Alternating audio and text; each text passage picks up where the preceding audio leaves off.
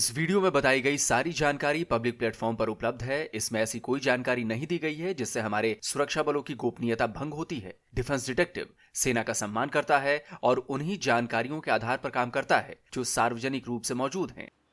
नमस्कार दोस्तों, defence detective के एक और एपिसोड में आप सभी का स्वागत है। मैं हूं आलोक।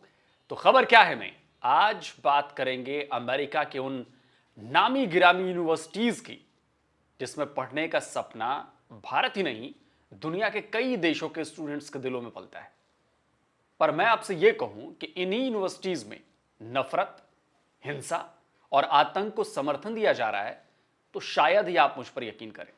इजराइल हमास के बीच छिड़ी जंग ने इन बड़ी और नामी गिरामी यूनिवर्सिटीज के भीतर चल रहे बड़े खेल का पर्दाफाश भी कर दिया है।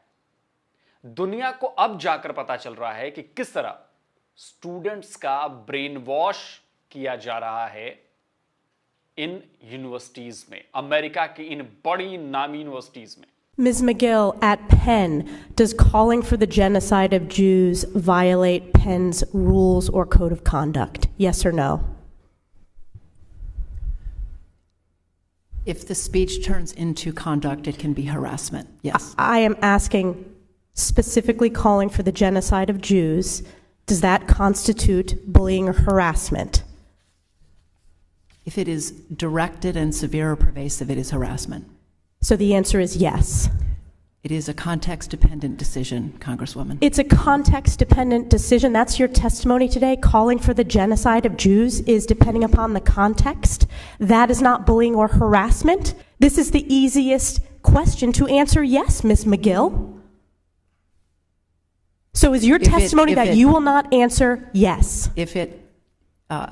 If the speech becomes conduct, it can be harassment, yes. Conduct meaning committing the act of genocide? The speech is not harassment? This is unacceptable, Ms. McGill. I'm going to give you one more opportunity for the world to see your answer. Does calling for the genocide of Jews violate Penn's code of conduct when it comes to bullying and harassment? Yes or no? It can be harassment. करीब 1.5 minute की इस बातचीत से आपको समझ आ गया होगा कि बात कितनी गंभीर है। मुद्दा इजराइल और हमास का है, लेकिन यह अमेरिका से सीधे तौर पर जुड़ा हुआ है। जो सवाल पूछ रही हैं वो अमेरिकी congresswoman Elise Mary Stefanik हैं और जो जवाब दे रही हैं वो यूनिवर्सिटी ऑफ पेंसिल्वेनिया की प्रेसिडेंट मैरी एलिजाबेथ मैगिल हैं। ये जो सुनवाई चल रही थी वहां पर सिर्फ पेन यूनिवर्सिटी की प्रेसिडेंट नहीं थी, बल्कि MIT और हार्वर्ड यूनिवर्सिटी की भी प्रेसिडेंट्स को वहां पर समन किया गया था। मुद्दा वही था, सवाल भी लगभग वही थे कि यहूदियों के नरसंहार की बातों को इन यूनिवर्सिटीज में सपोर्ट क्यों किया जा रहा है। ज्यूज जेनोसाइड को लेकर स्पीच देने वाले स्टूडेंट्स ग्रुप पर कार्रवाई क्यों नहीं की जा रही। यूएस कांग्रेस मेंबर्स की जांच कमेटी ने अमेरिका की इन तीनों बड़ी यूनिवर्सिटीज के प्रेसिडेंट्स को 5 दिसंबर को तलब किया था।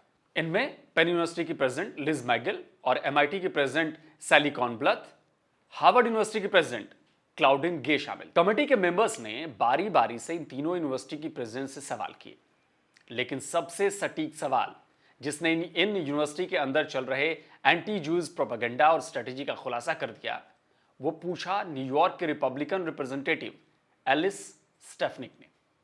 देखिए एलिस के सवालों का हार्वर्ड यूनिवर्सिटी की प्रेसिडेंट ने क्या जवाब दिया।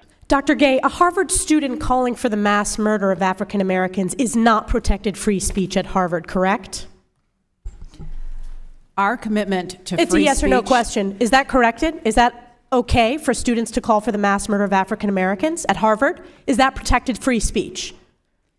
Our commitment to free speech It's a yes or no question. Do you believe that type of hateful speech is contrary to Harvard's code of conduct, or is it allowed at Harvard? It is at odds with the values of Harvard. Can you But not our say here that it is values against the also- code of conduct at Harvard? Or any disciplinary action be taken against students or applicants who say, from the river to the sea or Intifada, advocating for the murder of Jews? As I've said, that type of hateful, reckless, offensive speech is personally abhorrent to me. Today that no action will be taken. What action will be taken? आप समझ रहे हैं Harvard university का नाम पूरी दुनिया में है। उस यूनिवर्सिटी को चलाने की जिम्मेदारी जिस पर है, वो इतने सीधे सवालों का जवाब नहीं दे रहा है और बड़ी ही बेशर्मी से अपने आप को बचा भी रहा है। यूनिवर्सिटी में, मतलब बचा रही हैं, मतलब मैंने उस सेंस में बोला, यूनिवर्सिटी में खुलेआम यहूदियों के नरसंहार के ऐलान को वो फ्री स्पीच मानती हैं। है ना चौंकाने वाली बात? ऐसा ही जवाब MIT की प्रेसिडेंट सैली कॉर्नब्लथ ने भी दिया। सुनिए। Calling for the genocide of Jews does not constitute bullying and harassment, I have not heard calling for the genocide for Jews on our campus. but you've heard chants for intifada. I've heard chants which can be anti-Semitic depending on the context when calling for the elimination of the Jewish people. So those would not be according to the MIT's code of conduct or rules. Harvard university, Penn university, Columbia university, MIT, America की लगभग हर university का एक जैसा हाल है। University management के इसी रवैये की वजह से, यहूदी विरोधी स्टैंड की वजह से हालात इतने ज्यादा बिगड़ गए हैं कि यहूदी स्टूडेंट्स अपने कमरों में बंद रहने लगे हैं। बाहर निकलते तो अपनी पहचान छिपा कर रहते हैं। यूनिवर्सिटीज में डर का माहौल छाया रहने लगा। मीडिया में भी खूब हंगामा मचा, लेकिन चौंकाने वाली बात यह है कि यूनिवर्सिटीज ने इसके बावजूद भी कोई एक्शन नहीं लिया। यानी यह हमास के समर्थकों और यहूदी विरोधियों को यूनिवर्सिटी प्रशासन का मौन समर्थन था। जाहिर है इससे हालात बिगड़ने लगे। तब जाकर बाइडेन गवर्नमेंट की नींद खुली। यूएस कांग्रेस के मेंबर्स की एक कमेटी बनाई गई जिसने इनमें से इन 3 यूनिवर्सिटी प्रेसिडेंट्स को समन कर सवाल जवाब किए। इसी कमेटी ने कई स्टूडेंट्स के भी बयान दर्ज किए। आपको MIT की एक अंडर ग्रेजुएट स्टूडेंट तालिया खान का स्टेटमेंट सुनाता हूं, जो उन्होंने यूएस कांग्रेस रिप्रेजेंटेटिव के सामने दिया। इसे सुनकर आपको पता चलेगा कि दुनिया के इतने बड़े बड़े एजुकेशनल इंस्टीट्यूट्स कैसे आतंक का, जिहाद का अड्डा बनते जा रहे हैं। I am a Jewish student currently immersed in an extremely toxic anti-Semitic atmosphere at MIT. The MIT administration, namely President Sally Kornbluth, has failed to address the crisis of rampant anti-Semitism on campus. यहां यह बताना जरूरी है कि तालिया के पिता अफगानी मुसलमान हैं, जबकि उनकी मां यहूदी हैं। अपने स्टेटमेंट में तालिया ने बताया कि MIT में यहूदी छात्रों का रहना कितना मुश्किल हो गया है। There is a radical anti-Israel group at MIT called the CIA.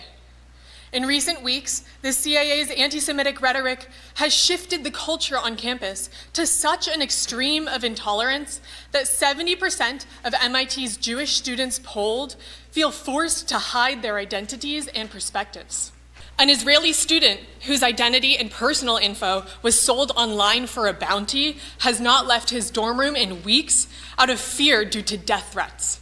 इतना ही नहीं, उन्होंने जांच कमेटी के मेंबर्स को बताया कि उन्हें किस तरह इन चीजों से जूझना पड़ा और कैसे यूनिवर्सिटी एडमिनिस्ट्रेशन ही एंटीसेमिटिज्म को बढ़ावा दे रहा है, उसे सपोर्ट कर रहा है। सुनिए।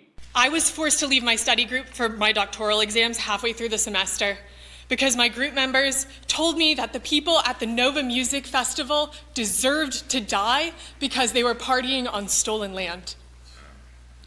After a postdoc at MIT said that Jewish Israelis want to enslave the world in a global apartheid system, he falsely claimed that Israel harvests Palestinian organs and implied that the, quote, average Israeli is a Nazi.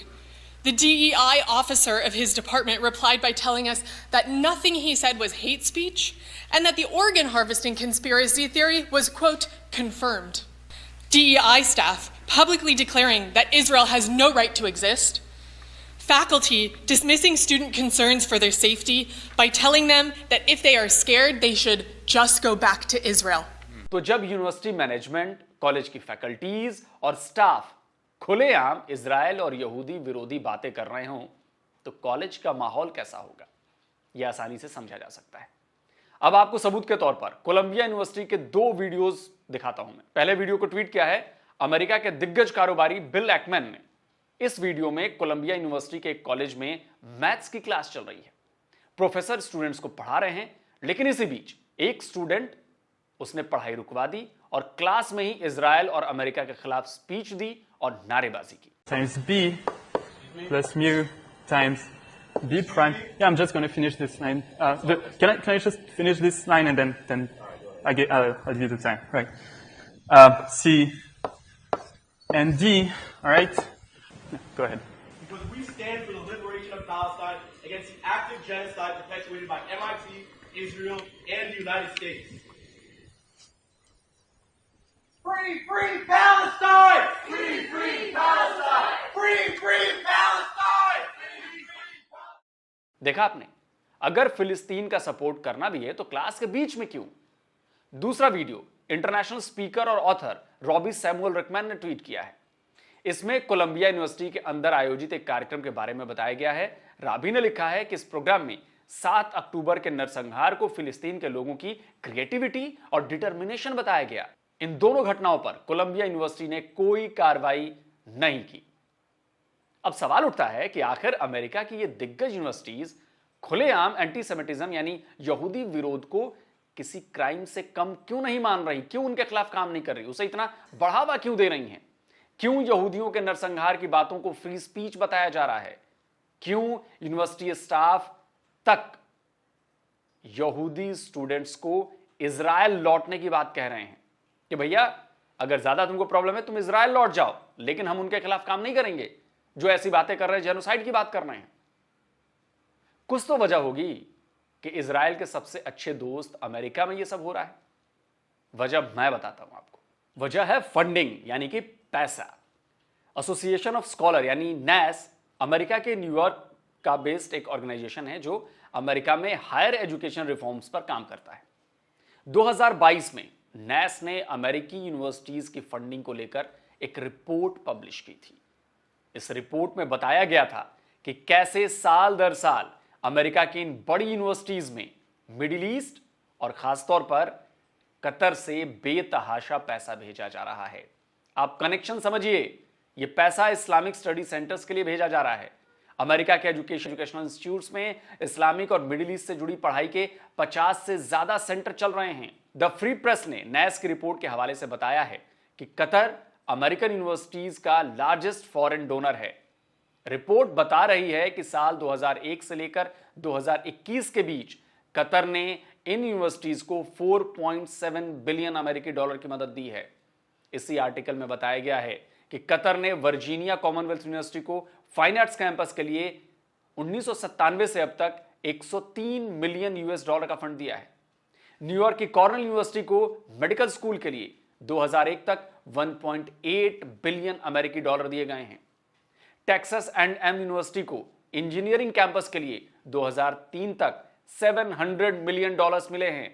Carnegie Mellon university को computer science campus के लिए 2004 तक 740 million dollar मिले हैं।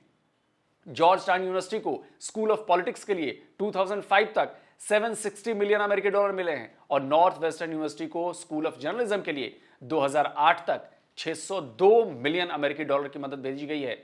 और यह सारी मदद ज्यादातर कतर की तरफ से की गई है। कतर के अलावा भी कई और इस्लामिक देश हैं जो अमेरिका में इन यूनिवर्सिटीज को फंडिंग कर रहे हैं, पैसे दे रहे हैं। तो अब आपके सामने तस्वीरें साफ हो रही होंगी कि आखिर यह मामला है क्या। यह मामला पूरी तरह से फंडिंग का है और फंडिंग के जरिए स्टूडेंट्स का ब्रेन वॉश किया जा रहा है। इन अमेरिकन यूनिवर्सिटीज की मिलियंस बिलियंस में फंडिंग की जा रही है ताकि वहां मिडिल ईस्ट से जुड़ी पढ़ाई करवाई जाए। और जाहिर है इनमें पढ़ने भी ज्यादातर उधर के ही छात्र पहुंचेंगे, लेकिन यहां वाले भी रहेंगे। यह एक स्ट्रैटेजी है, लॉन्ग टर्म प्लानिंग है, जिसमें भारी भरकम फंड देकर ना केवल स्टूडेंट्स बल्कि अमेरिका की इन दिग्गज यूनिवर्सिटीज के मैनेजमेंट तक का ब्रेन वॉश किया जा सके और किया जा चुका है। इनफैक्ट यही वजह है कि यूनिवर्सिटीज में खुलेआम एंटी ज्यूज कैंपेन चलाए जा रहे हैं। खुलेआम ज्यूज के जेनोसाइड की बातें की जा रही हैं। जो यहूदी छात्र हैं उन्हें धमकाया जा रहा है और यूनिवर्सिटी प्रबंधन उन्हें सपोर्ट कर रहा है, उनके ऊपर कोई कार्रवाई नहीं कर रहा। अब समझ में आ रहा है। अमेरिकी कांग्रेस मेंबर्स की कमेटी ने अपनी पूछताछ में हार्वर्ड के चेयरमैन डॉक्टर गे से इस बारे में सवाल पूछा था। और देखिए फंडिंग की बात सुनकर कैसे उनके चेहरे के हाव भाव बदल गए। Harvard receives funding from foreign entities and governments which support its Middle Eastern Studies Department, correct? We have alumni all over the world, and we benefit So the from answer is their, correct. from their Yes? philanthropy. Yes? The answer is correct. We receive support from And our that sup- alumni from all over the And that world, from support, individuals. and what amount of support is that reported to the federal government? I'd have to actually look at our filings. You don't know? As the president of the university, you don't know? Not that particular number. It's No, I don't. $1.5 billion over the past 3 years. Are you aware of that? अब आपको ये पूरा खेल समझ में आ गया होगा। खैर, अब जब अमेरिका में इतना बवाल शुरू हो गया है, जांच चल रही है, यूनिवर्सिटीज प्रेसिडेंट्स सवालों के घेरे में हैं और गवर्नमेंट के एक्शन का डर है, तो उनके सुर भी बदलने शुरू हो गए हैं। कांग्रेस मेंबर कमेटी के सामने जूइश के जेनोसाइड की बात को फ्री स्पीच से जोड़ने वाली यूनिवर्सिटी ऑफ पेंसिल्वेनिया की जो प्रेसिडेंट हैं मैरी एलिजाबेथ मैगिल, अब उन्होंने एक वीडियो स्टेटमेंट जारी की है। अब ये पूरा फैल गया, पूरी दुनिया ने देख लिया, वायरल हो गई क्लिप।